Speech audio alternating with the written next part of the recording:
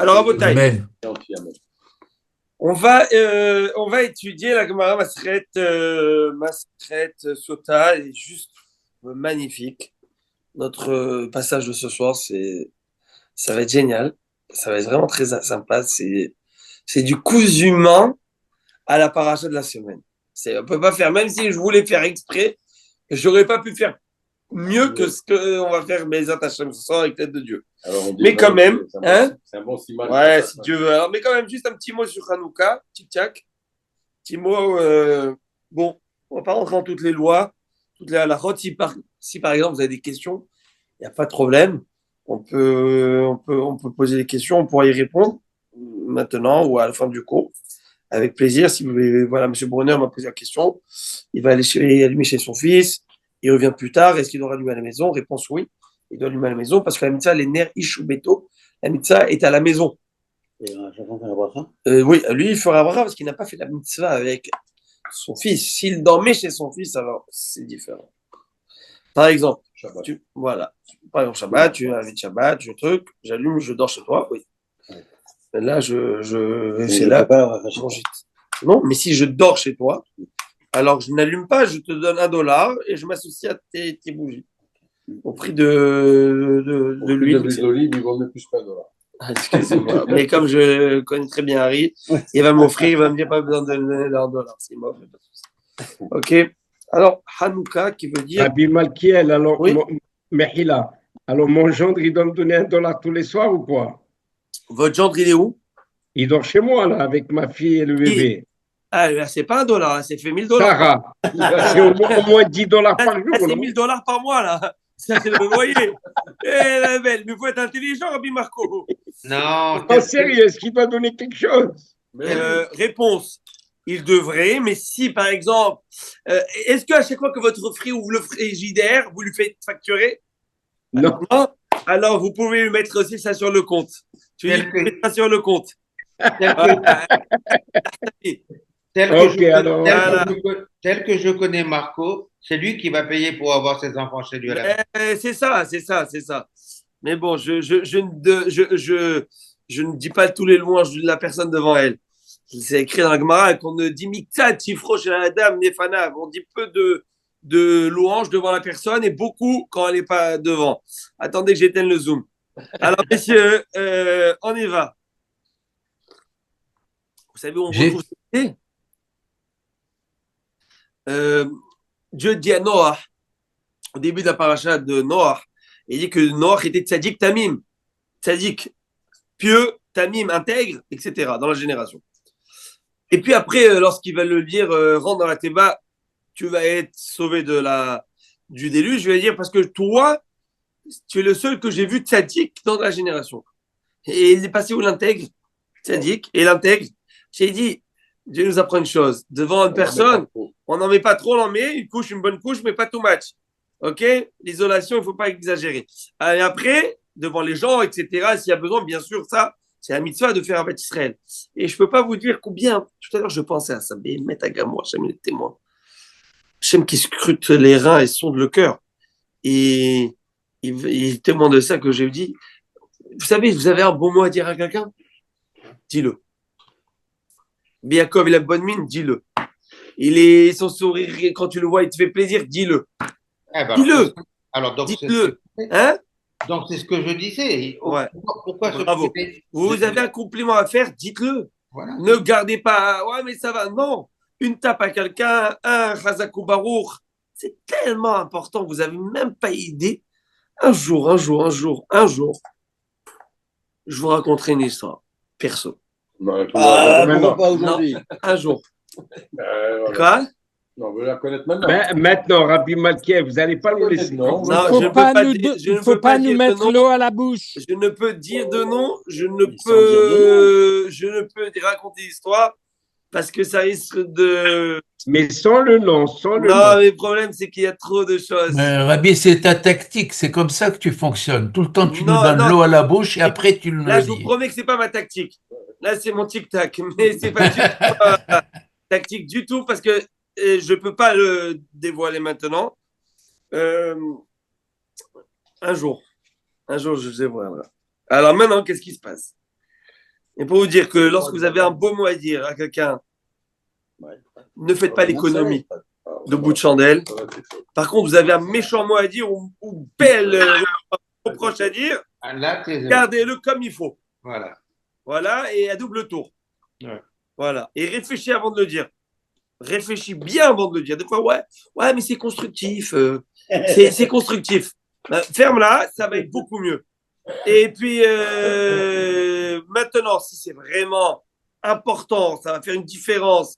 Ouais, mais moi, c'est pour qu'il apprenne. Si son père, tu crois que de la manière comment tu lui as dit la chose, il va comprendre? Tu crois qu'il va apprendre? Ou il va juste dire, ce mec-là, c'est un enquiquineur, il me casse les pieds. Comment tu dis? De quelle manière ça vient? C'est tout un art de rebook, de reprocher quelqu'un. C'est un art, le reproche. Et il faut être artiste pour pouvoir aller à la place des arts. Vous voyez ce que je dis ou pas? Oui. Parce que faire un reproche, s'il n'a pas sa place. Ça peut dénigrer. Moi, je vais vous dire une chose. Il faut avoir du Je vais tact. raconter une autre histoire de quelqu'un, là, c'est pas moi. Il m'a dit que vous sachiez. Bon, maintenant, il est marié, les enfants, docteur, ce que vous voulez, le gars, Ben Porat Joseph. Il a dit pendant des années, il n'a pas chanté. Il n'a pas osé. Parce qu'une fois, quelqu'un en classe de je ne sais pas quelle année, il a dit vaut mieux que tu laisses les autres chanter. Le gars, il a 50 ans, 55, je ne sais pas moi, il est père de famille, il marie ses enfants. Ça, il traîne ça avec lui encore. Vous voyez ce que je veux dire? Ouais. C'est très, très dur. On sait qui c'est. Alors maintenant, on avance. C'était moi on m'a dit de pas chanter. J'aurais dit, tu sais quoi? Je vais chanter, je vais te faire tomber la pute, tu vas voir. Ah, maintenant, Rabotai, on y va. Hanouka. Hanouka, le Zohar Kadosh est écrit comme ça. Ita bitikune Zohar, c'est écrit dans le Zohar. Vezé les shono. Et ainsi, son langage.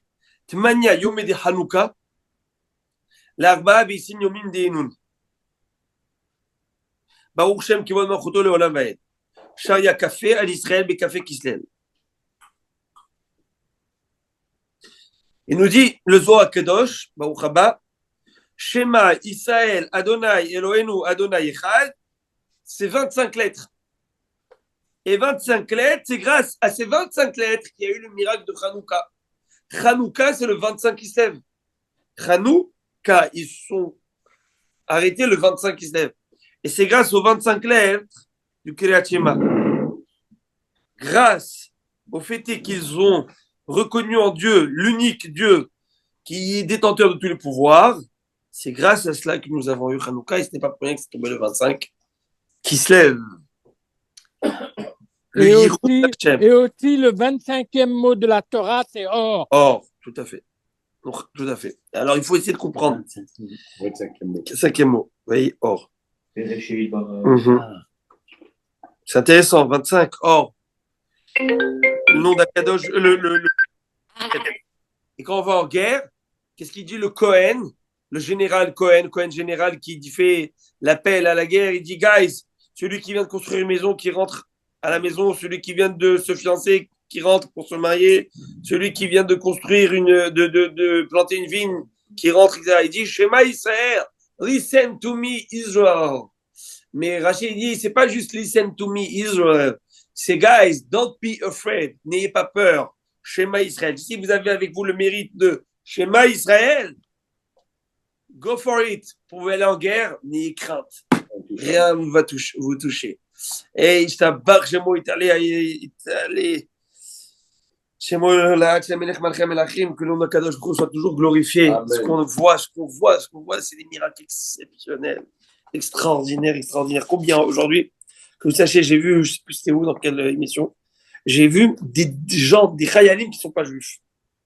Qui sont à partir de Russes, ou même des Russes ou des gens qui ont immigré mais qui ne sont pas juifs. Okay. Et que maintenant ils ont décidé de devenir juifs.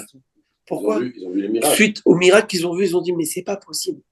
Il y a une protection qui est. Et eux, ils sont de première ligne face au miracle. Beaucoup de choses que nous on ne sait pas, eux le savent. Et ça, c'est l'idée. Alors à Botaï, maintenant on y va. On reprend un petit peu le dernier débat que nous avions eu. Vous vous rappelez? Nous avons étudié dans le dernier cours l'idée qu'il y avait dans les deux pierres du Kohen Gadol les 25 lettres. Je n'ai pas fait exprès. 25 lettres de chaque côté. Des 6 tribus. La Gemara dit, c'est pas possible. 1, c'est 25, ça fait 24. La Gemara dit, non, Binyamin, comment il a été nommé à la naissance? La Gemara dit, mais même ça fait 24. Réponse à Gemara, Yosef, c'est pas Yosef, c'est Yosef. La Gemara dit Yosef, mais c'est pas possible, c'est écrit comment ils sont nés. Leurs parents, ils ont appelé Yosef, pas Yosef. Parce que Dieu lui a rajouté un hé. Et donc, réponse, non, Binyamin, c'est écrit toute la Torah sans deux Yud. Mais une fois il s'écrit avec deux Yud, c'est quand son père l'a appelé. Et c'est celui-ci qu'on a mis et inscrit. Intéressant, on retrouve encore la notion de 25. On retrouve la notion, comme j'ai dit, Birkat Kohanim, Ko Tevarichou et Ben Israël. Ainsi, je bénirai Israël, vous bénirez les Ben Israël. Ko, c'est Kaf et, Hanouka. Ko, Kaf et, c'est 25. La lumière d'Akadosh Baruch Hu à travers ces 25, ce chiffre. Alors, c'est le chiffre, comme on dit, c'est le numéro gagnant. Le numéro gagnant, le 25 ce soir à Botaï. Alors maintenant, écoutez ce qu'il dit. La Gemara, elle est incroyable ce qu'elle va dire ici, j'adore. Omar, hein? Les gens ne vont plus donner 26. Non, avec le collet, on donne 26.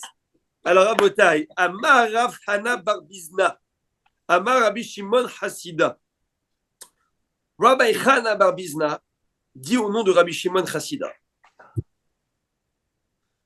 Ça fait pas. Tu vois, je suis content de retrouver ce terme-là. Parce que je connais. C'est rare sont ceux qui sont appelés par le Talmud chassid. Qu'est-ce que c'est chassid? Sage. Pieux, plus que sage. C'est vraiment la piété.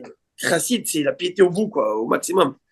Et chassidout. Pas comme on le connaît aujourd'hui, la notion de chassidout. Ça, c'est une facette. Mais chassidout, c'est la personne qui est chassid, qui est vraiment. Qui fait au maximum. Et je connaissais le fameux Rabbi Amram Chassida, Masechet Kiddushin. Vous connaissez l'histoire là-bas? Non. Ok, moi non plus, mais dans l'histoire, c'est. En tout cas, on va rentrer avec les fiotages. En tout cas, on va rentrer bientôt dans l'histoire. Je vais développer cette histoire dans quelques minutes. Par contre, là, il y a Rabbi Shimon Chassida. Un Rabbi Shimon qui est Chassida. Qui est Chassid. Il nous dit comme ça. Yosef. Chez Kidesh Shem Shamaim Baseter, Yosef qui a sanctifié le nom du ciel en privé. Aussi fou alav ot achat mishemo shel Kadosh Baruch Hu. On lui a ajouté une lettre du Saint béni soit-il. C'est lequel? Le He. Il s'appelait Yosef. Il avait le Yud, il avait le Vav. Il lui manque le Yud-Ke, après il manque le Vav, après le Ke. Dieu lui a ajouté le He. Donc, il a combien de lettres du nom du tétragramme? 3 lettres. Yehuda. Et lui, il a les 4 lettres. Chez Kidesh Shem Shamaim Befaritzia. Yehuda qui a sanctifié les noms de ciel en public. Eh bien, il a les 4 lettres. Yud Kevavke avec le dalet en plus. Le dalet, c'est comme le 4 lettres. Est-ce qu'on est clair? Et au milieu, La mal demande, hein? Au milieu, il y a la porte. En fait. Yehuda. Qu'est-ce que ça veut dire en privé et en public? Alors, on y va. Tout de suite, la Gemara demande. Qu'est-ce que ça veut dire Yosef, en privé et en public? Qu'est-ce qu'en public, qu'est-ce qu'en privé? Ouais. Et la vérité, c'est que cette Gemara, elle exige quand même une certaine compréhension. On va développer tout de suite. On y va.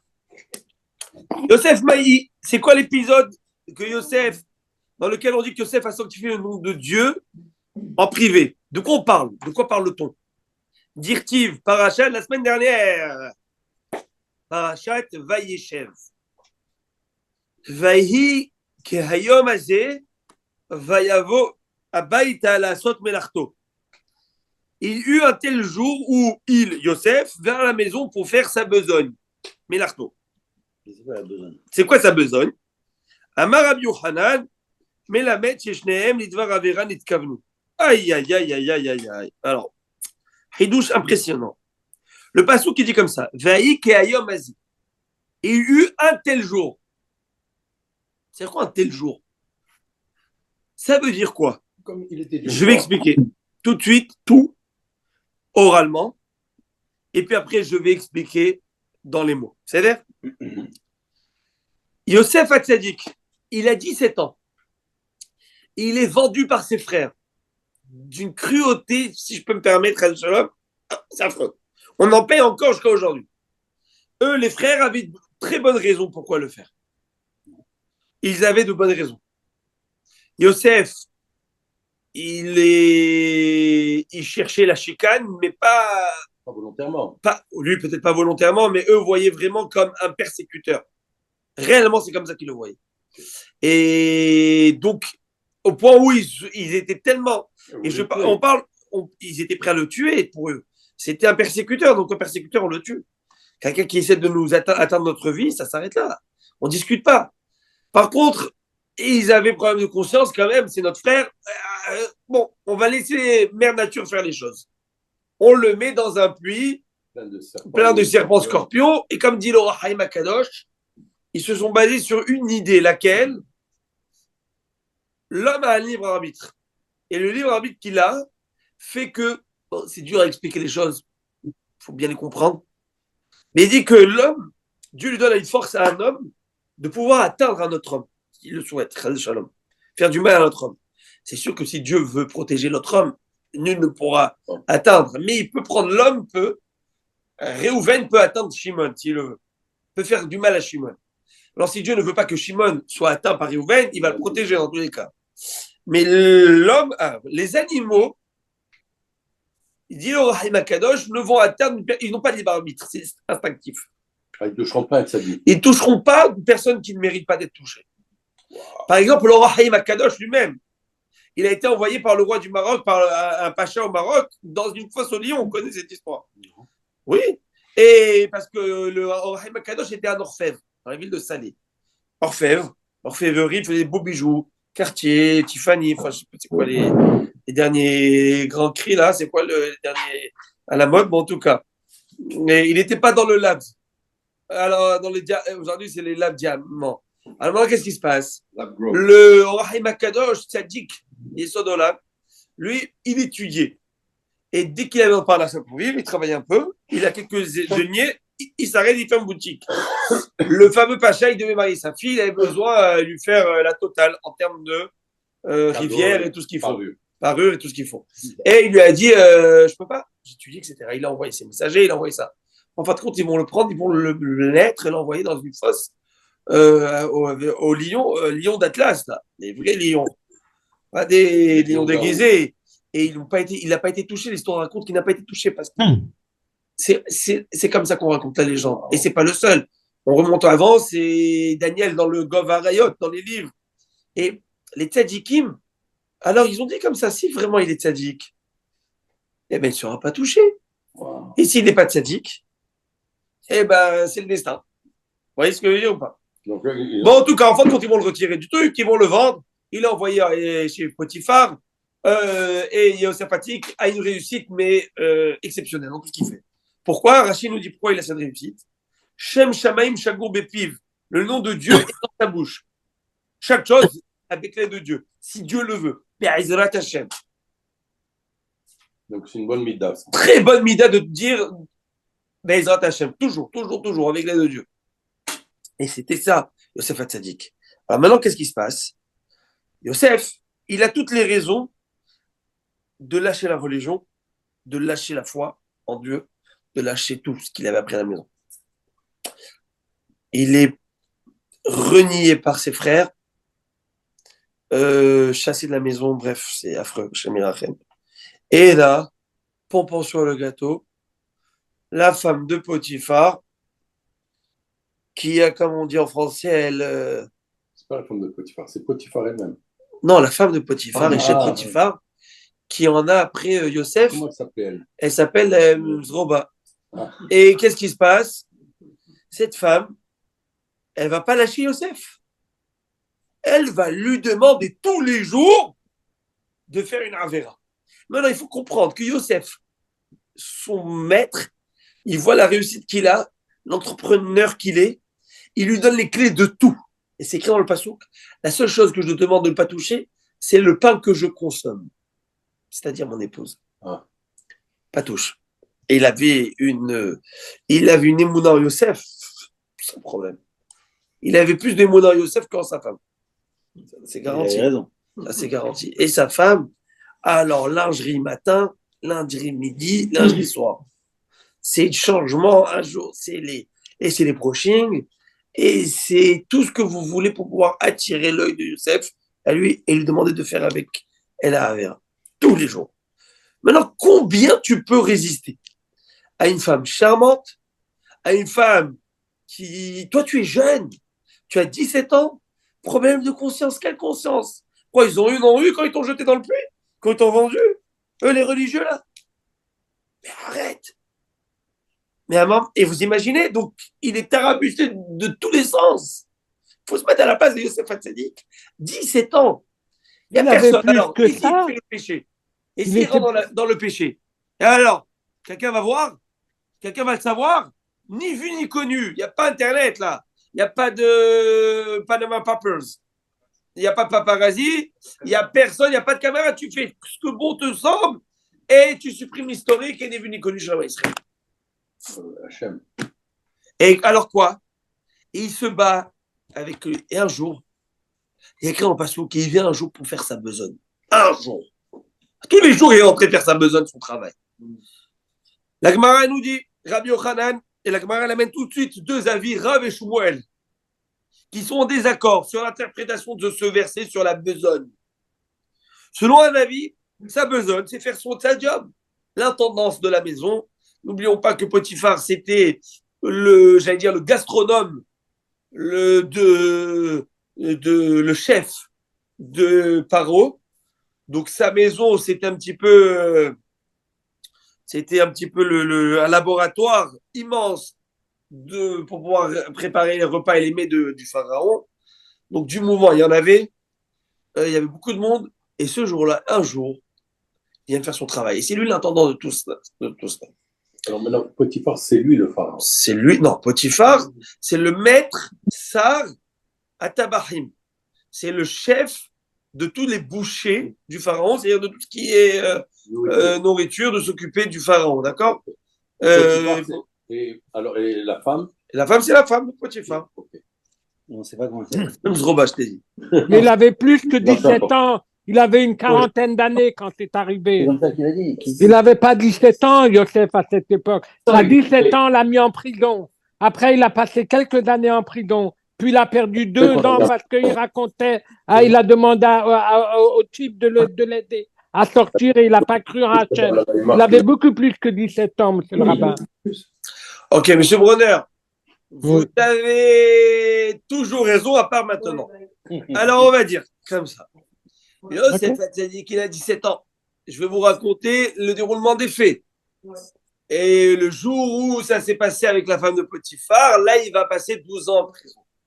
C'est pas sûr que noir sur blanc, c'est écrit quel âge il avait quand il est devenu roi, vice-roi d'Égypte. C'est pas sûr, si j'avais pas ce verset, je l'aurais pas dit. 30 ans. Donc, 30 ans. C'est tout. Donc, tout ça s'est passé avant M. Brunner. Ok, je vais retrouver ma tour. La source, c'est la Torah, mais c'est pas grave. Alors maintenant, qu'est-ce qui se passe? Ça va, on peut pas avoir tous les coups. Alors maintenant, qu'est-ce qui se passe? Youssef Hatzadik, il est tiraillé, c'est le terme. Et un jour, il décide de rentrer. Selon une première explication, Rav et Shmuel sont en désaccord. Faire sa besogne, il fait son travail. Selon l'explication que Rabbi Yochanan amène au départ, c'est que non. C'est que il a dit aujourd'hui, je vais céder. Ah, wow. Aujourd'hui, je vais le faire. Ah, il est rentré avec une mauvaise intention. Aujourd'hui, il est rentré avec l'idée de faire sa besogne, c'est-à-dire de faire et d'y aller. Et ça suffit. Combien je peux? Cette tentation, combien je peux résister? Rabotaï, qu'est-ce qui se passe à ce moment-là? Il perd la semence. À ce moment-là, on va voir dans les mots, si vous permettez. Laissons lire. On dit, il faut pas être spoil. Il faut lire dans la Gemara. La Gemara nous dit comme ça. Khadama la sot tzracham nichnas. Un nous dit qu'il est rentré pour satisfaire ses besoins. Hein? Ouais, c'est le dehors d'histoire. C'est cette femme de Potiphar. Ce tel jour, c'est quoi tel jour? Il n'y avait personne dans la maison. C'est un jour de congé, peut-être. Agmar nous dit, aucun gens de la maison se trouvait là-bas. Efshar Baït Gadol, Bebeto Shel Otor Achal Oyaboyish. Est-il possible dans une si grande maison comme la maison de cet homme mauvais Potiphar. Il n'y avait personne, mais je vous dis, c'est immense, c'est une usine. Tana de Rabbi Shmuel nous enseigne, ce jour-là, c'était le 25 décembre. Non, je rigole. Oto Hayom, Hagamaya, ce jour-là, c'était leur fête. Férié, il y avait un jour de fête où tout le monde devait aller au monastère et faire la messe ou je ne sais moi ce qu'ils devaient faire. Et qu'est-ce qui se passe? Et tous deux se rendirent à leur temple d'idolâtrie. Et elle s'est dit, celui-là, je vais le pogner maintenant. Et on va être lui et moi seul, il ne peut pas me dire non, il ne peut pas dire à cause de, je ne sais pas, des échappatoires. Et lui, il supplie sa femme, à cette femme, il lui dit, s'il te plaît, Mzroba, arrête. Ton mari me fait confiance. Il m'a donné les clés de tout. Comment puis-je faire une chose pareille? Comment c'est une honte? C'est pas loyal. Et il dit loyal, Azov. Laisse tomber loyauté, ça sert à rien. Alors, Al-Khoukoula les Betavodazara, et elle joue qu'elle est malade. Ve'i Amra Lahem Cholai. Ah, je suis malade. C'est sûr, tu veux que je reste avec toi, chérie? Non, non, je t'assure. Zoroba, il est en train d'alimenter tout un plan. Et maintenant, je veux juste savoir. Oui. Yosef, il est considéré comme un esclave en ce moment. Chef des esclaves là-bas, dans le. Mais il est rentré comme esclave. Esclave, clair, chez Potiphar. Ah oui, il est gravé, c'est l'esclave. Amra Eni, mais c'est l'esclave qui lui a donné toute une confiance aveugle. Amra Eni Yom Shiniskakli Yosef Kayomazé. Je n'ai pas de meilleur jour que ce jour-ci pour que Yosef soit dans une relation intime avec moi maintenant. On va pas être dérangé, ça va être très bien. En plus, ce prédicateur là-bas dans le Beth Avodazar, il va faire 3 heures là-bas de discours. C'est bon. Qu'est-ce qui se passe? Il lui dit fais. Et lui, en plus, il était rentré, il s'est dit, tu sais quoi? Je n'ai pas le choix. Va-t-il tuer Vigdo? Les morts. Elle le saisit par son vêtement en disant, couche avec moi. Elle lui a dit ça. Ouais. Repose avec moi. Fais avec moi. Yosef, il est prêt de le faire. Waouh. Ça va. Combien tu peux? Donc, 2 avis dans la Gemara. Premier avis, jamais ça va. Pourquoi? Jamais. Deuxième avis, là aujourd'hui, il a cédé. Il y avait un jour, ce jour, c'était le jour de leur 25 décembre, là, il a cédé. Et à ce moment-là, Rabotek, qu'est-ce qui se passe? Beotacha, Bata Diyukno chez la vie, et Viniretalo Bechalom. À ce moment-là, le visage de son père vient et apparaît à lui dans la vitre. Il est couché, il est sur le lit. Et là, il voit à la fenêtre, il voit le visage de papa. Papa Yaakov Avinu. Et que papa Yaakov Avinu est en train de lui dire, il voit tout ça, il voit son père lui parler. Yosef, mon fils, Yosef.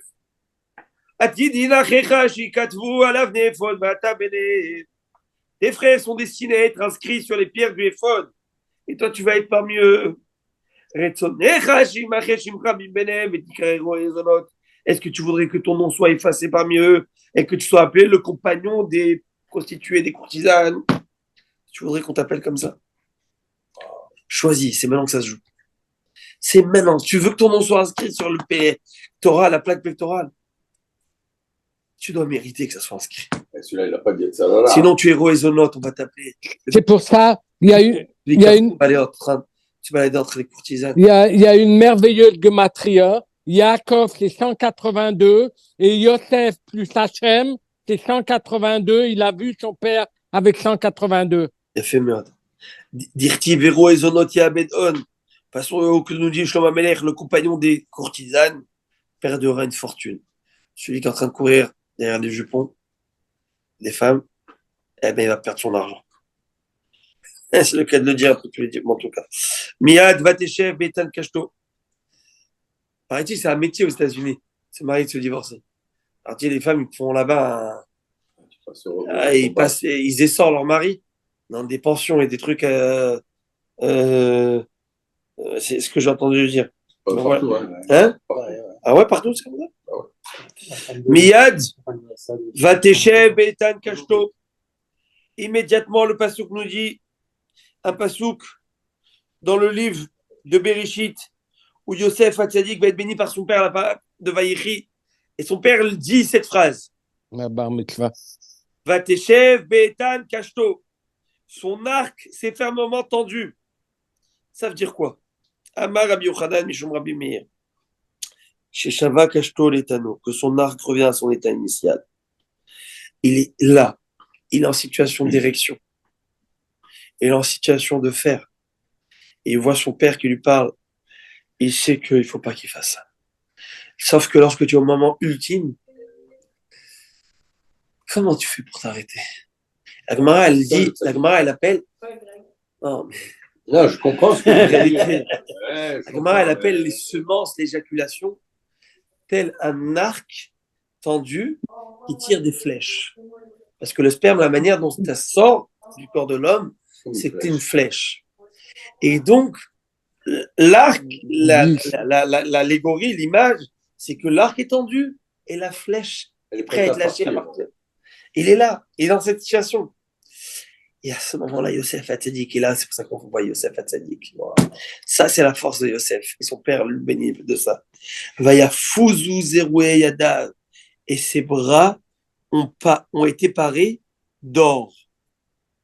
On peut expliquer différemment. Zeroué, ça vient du mot main, mais ça veut dire Zera. Zera, ça veut dire quoi? La semence. Ça peut être lui aussi, la semence fut dispersée à travers ses mains. Nous dit Rachamim, Na'at Yadav Bakarka. Yosef planta ses mains dans le sol. Ça veut dire qu'il enfonça les extrémités de ses 10 doigts sur le sol et appuya dessus, qui manœuvre qui est très douloureuse, comme des pompes qu'il a fait avec des doigts. Et tout ça qu'il a fait, pourquoi? Maïmonide, il amène tout ce genre de choses. Si une personne ne veut pas avoir d'éjaculation au moment où il veut en avoir, mais il veut se détourner, qu'il souhaite d'une certaine manière, où l'énergie de son corps va se dissiper autre part. Il va être concentré. Et Rami vont nous dire qu'à ce moment-là, est-ce que c'est une image? Est-ce que c'est une réalité? Il y a 10 semences. Et les 10 enfants qu'il n'aura pas. 10 semences qui sont sorties par ses doigts entre les ongles et les doigts qui ont quitté Yosef par cet endroit. C'est-à-dire, en fin de compte, les doigts, c'est quoi? Les doigts, c'est le tsinor, si je peux me permettre, c'est le tuyau que Dieu nous envoie la bracha par l'action de nos mains. Et il a protégé sa kedusha. C'est un acte héroïque ce qu'il vient de faire. À son âge, avec tout ce qu'il avait subi, et tout ce qu'il avait subi moralement, psychologiquement de cette folle, et ce Yetzer Hara, là, et là, il voit Yaakov Avinu, il voit son père. Et si je peux me permettre, il y a écrit que son père il est apparu. Même le matria. Dans la fenêtre. Dans la fenêtre. C'est tellement important. Ce que nous, en tant que papa, on laisse à nos enfants. L'image qu'on laisse. Parce que dans les moments critiques de leur vie, où ils auront des dilemmes, des fois qui sont très compliqués, à ce moment-là, ils diront, qu'est-ce que papa veut? Qu'est-ce que papa veut de moi maintenant? Qu'est-ce que papa attend de moi maintenant? Et ça, c'est ce que Yaakov a réussi à faire avec son fils Yosef. Il a aimé, écrit en Parashat Vaïshev, il a aimé Avoto Aviv. Il a aimé. Il s'est senti aimé par son père. Pourquoi qu'il est écrit au passé? Hein? Je crois qu'il a utilisé ce mot, Vayehav, Ohevet, mais c'est la première fois que j'entends Ahav au passé. Dans la paracha, c'est écrit au passé, Ahav et Yosef. Bonne question. Parce qu'il n'était plus avec son père. Non, il était chez lui, c'est écrit. Il décrit la. Ah, je pense. Il se passe à la maison, oui, Yosef, mais Yaakov, Ahav et Yosef. Vous voulez ma réponse? Vous avez peut-être surpris, mais c'est pas grave. Je vous la donne. Et d'en avoir d'autres. La base, dans la conception de Yaakov Avinu, c'était de se marier avec Rachel. Et là, c'est exprimé la première amour de Rachel dans la naissance de Yosef. Yaakov Ahav et Yosef. Dans le sens où que Yaakov était Ohev Rachel, maintenant ça s'exprime. Donc c'est un amour qui était déjà prévu, qui était là. Il attendait juste de l'exprimer. Un amour initial déjà, avec Rachel Imenu, qu'il n'a pas su exprimer cet amour par la naissance d'un enfant. Et là, il voit tout ça se concrétiser. Donc, c'est pas juste maintenant, ça se. Wow, ah, j'aime mon fils. Non, c'est qu'ici, il y avait un plan. Il y avait un plan, il y avait un amour déjà qui était ici prêt. Il y avait un enfant à être aimé qu'il attendait juste qu'il soit là, cet enfant. Il l'attendait. Et là, on va continuer l'histoire. Hein. C'est important parce que le temps passe, mais c'est juste trop beau. Mais il est aussi, Rabbi, je m'excuse de vous interrompre, il est aussi le fils que Léa aurait pu avoir Qu'elle avait. et qu'elle n'a pas eu, parce qu'elle a prié pour qu'il y ait une fille. Vous étiez là le dernier cours? Oui, je crois. Ah ben, j'en ai parlé. Dernier cours, qu'est-ce que j'ai dit? Oui. Dans le dernier cours, j'ai expliqué que Léa a prié. on retrouve les notions de chez Yosef, de Rachel et de Léa. C'est ça, les deux caractères. Pourquoi? Tout à fait.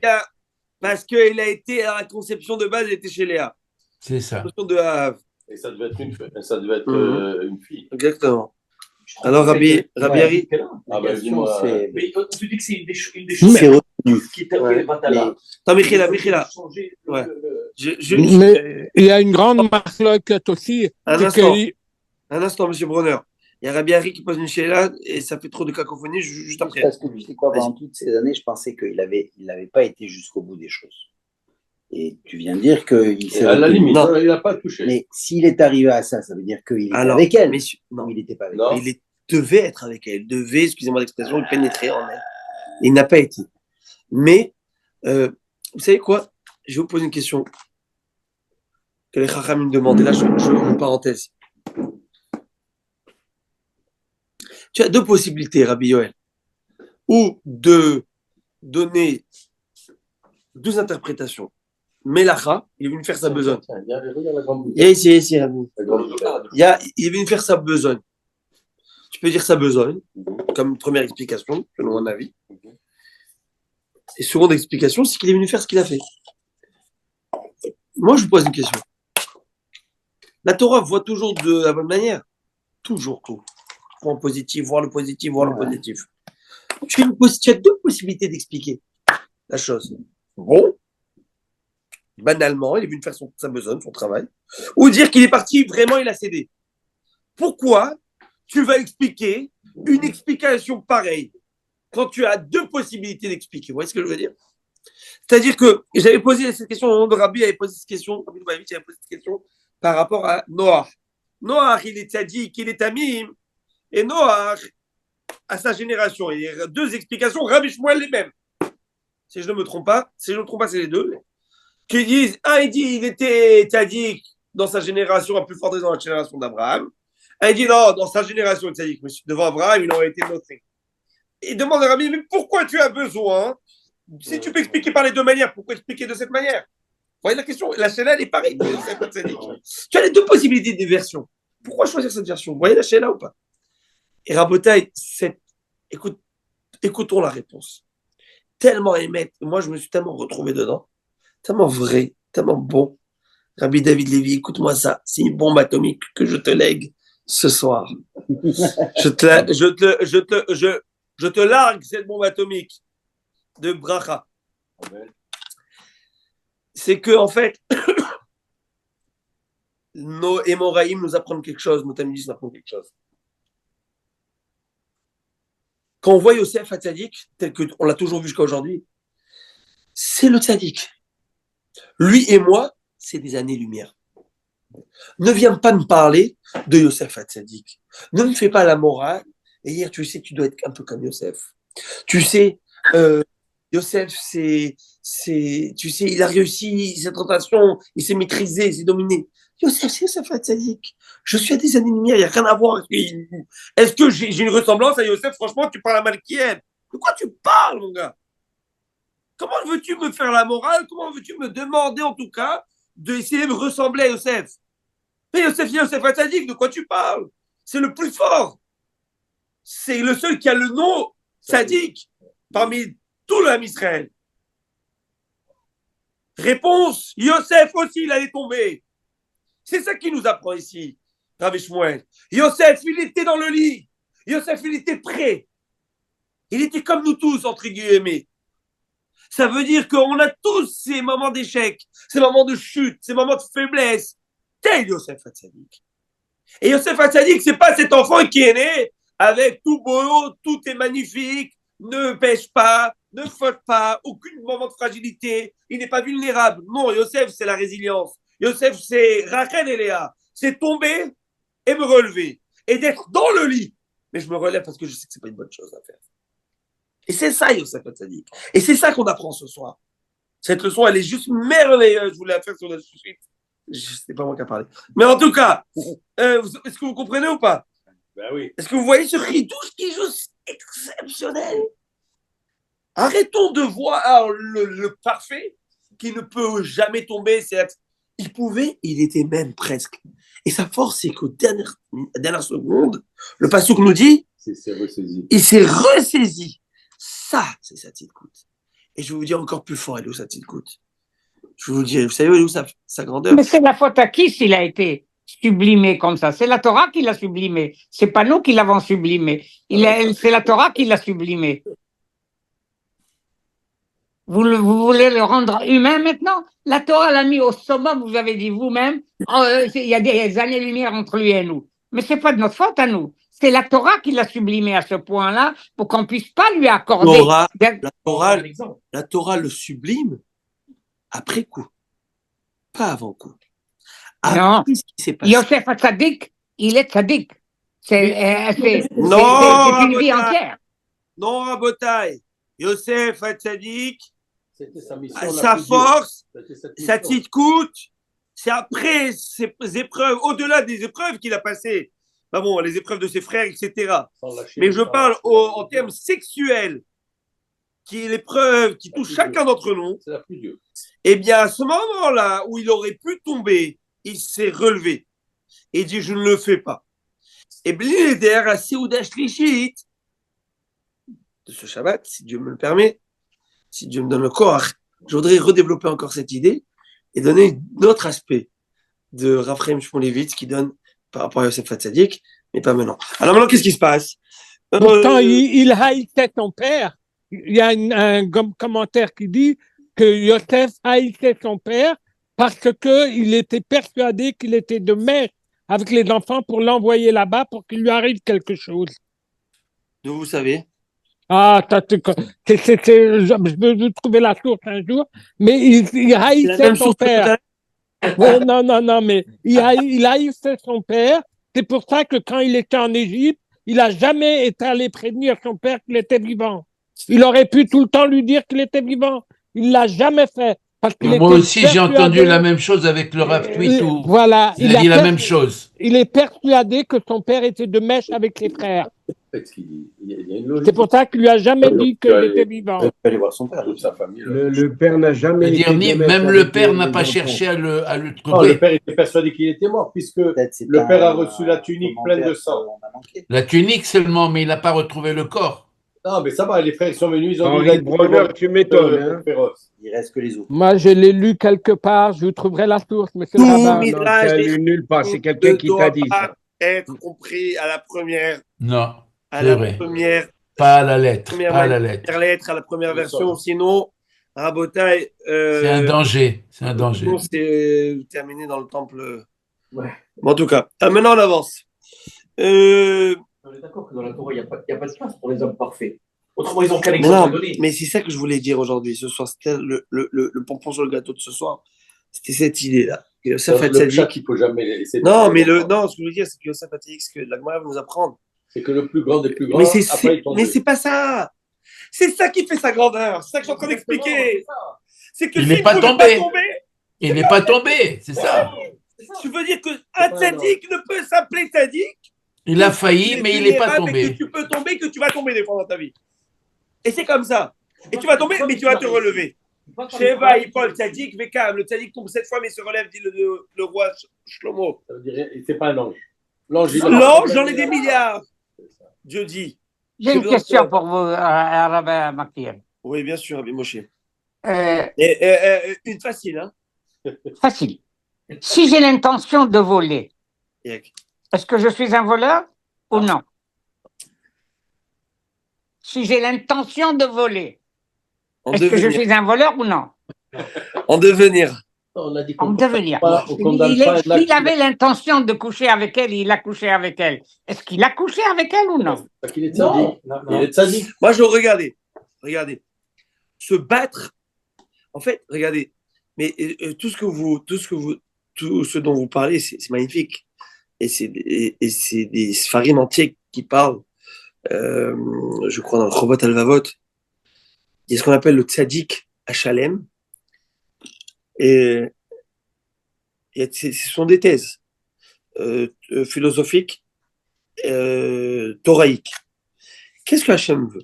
C'est une grande question bémette que demande Monsieur Derry. Est-ce que Dieu veut qu'on arrive à une situation où on est dans la perfection ou non?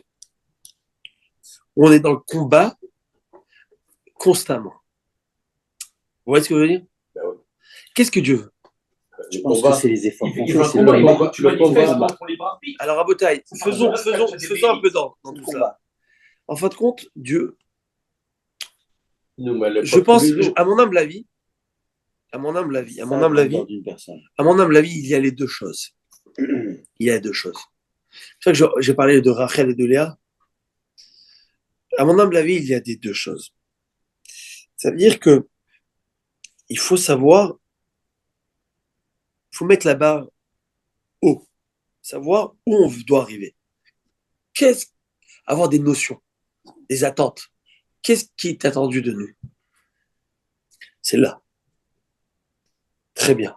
Ça, parce que noblesse oblige. Parce que ta Neshama Hari, ta Neshama de Ben Israël, c'est ça, et pas moins que ça. Sauf que ça, et pas moins que ça, comment on arrive à ça? Ça demande des efforts. Ça demande des efforts. Et effort, après effort, après effort, après Là-dessus effort. que tu es- Et la Gemara, elle va nous dire que même, Ramim dit que par exemple, je donne un exemple pour répondre à ce que dit Rabbi Moshe, que même Avram Avinu, il s'appelait Avram, Dieu lui a rajouté un He, Avraham. Qu'Avram Avinu, il avait au début un contrôle sur 243 de ses membres. Il manquait 5, les yeux, etc. Ok? Les 5 membres, très importants, que Dieu est venu l'aider, lui rajouter le He pour dire, te donner où tu arrives aujourd'hui aussi à dompter ces 5 membres qui manquaient. C'est-à-dire que, arriver au summum, seul tu ne pourras jamais. Je te le dis tout de suite. Sauf que Dieu te dit, commence le combat, Et moi, je vais venir. moi je le prends Je vais t'aider. et je t'amène ici. Ça, c'est ce que tu vas arriver. C'est impossible que tu arrives seul. Et ça, c'est un Gemara dans Masrel Kiddushin. Il m'allait à Kadosh Baruch Hu Ozro Niacholo. Si Dieu n'est pas là à t'aider, Tu seras jamais tzaddik. tu ne pourras pas. Tu ne pourras pas. Tu peux pas. Laisse tomber, c'est pas possible. Alors, un Kadosh Baruch Hu veut un tzaddik, ça veut dire quoi? C'est un monsieur, c'est un homme qui a eu des échecs, qui a eu de la fragilité, Ouais. qui va se relever et qui va pas perdre de l'angle de vue son objectif. Mais que ça ne dépend pas de lui seul. La clé Ça d'un ne dépend pouvoir- que de lui. Oui, mais sa clé, c'est qu'il dépend de Dieu pour l'aider. Ça ne dépend que de lui, parce que Oui. Dieu dépend de personne. Mais on vient de dire maintenant, il y a Mais Dieu qui peut l'emmener Dieu- où il veut. Je répète, ça ne dépend que de lui. Et la Gemara dit Kol mina shamayim, chut mirat shamayim. Tout vient de Dieu à part la crainte de Dieu. Ça, c'est toi. Tu fais ce combat. Dieu verra ce combat. Dieu verra combien tu essayes. Dieu verra, je l'ai dit l'autre jour aux jeunes, tu as fait des erreurs, tu as fait des péchés. Une fois, 2 fois, tu voulais pas t'y tomber, tu l'as fait. Dieu va voir combien de temps aussi tu as tenu coup. Ah, Combien de temps? Ah, mais ils ont Avant- pas compte, avant j'ai de fait, à tomber. quoi ça sert? avant J'ai de tenu tomber- coup. Avant de tomber, Mais tu combien sais de chaque temps minute d'effort que tu as fait pour un Kadosh Baruch Hu? Est-ce que c'est possible qu'à la fin, Dieu, il te tend pas la perche? Il va pas Impossible. t'emmener là? Impossible. Ah, impossible. Ça passe au Kibalidar Minonidar. Dieu ne laissera personne behind, derrière. C'est impossible. Tu sais pourquoi? Parce que je te pose une question. Une question, réponds, Emmet. Ton fils, est-ce que c'est possible que tu le laisses derrière s'il a besoin d'aide? Non. Tu pourras, même si je ne sais pas dans quel mois tu vas être, ou je ne sais pas, C'est sûr. mais si ton fils t'appelle, et j'ai besoin de toi, papa, tu feras les pieds et les mains Mm. pour l'aider. quitte à lui donner un coup de pied à la fin pour qu'il se bouge, bouge-toi mon fils, fais ce que tu dois faire, mais tu vas être là. Du coin de l'œil, à voir, à vérifier si c'est dans le bon chemin.